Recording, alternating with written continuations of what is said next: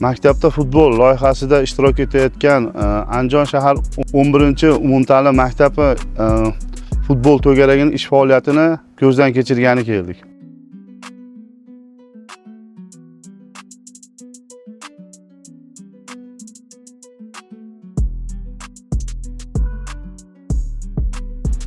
Men Qosimjonov mashhur Andijon shahar 11-umumta'lim maktabi jismoniy tarbiya fani o'qituvchisiman.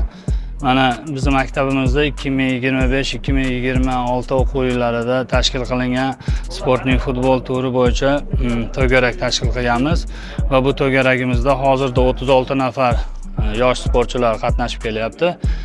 Mana yoz fasliga qaramasdan to'garaklarimiz muntazam davom etmoqda va bu to'garaklarda o'quvchilarimiz muntazam qatnashish uchun ularga sport jihozlari va formalar bilan qurilish kompaniyasi Brand House nomli qurilish kompaniyasi o'zini beg'araz yordamini ko'rsatmoqda.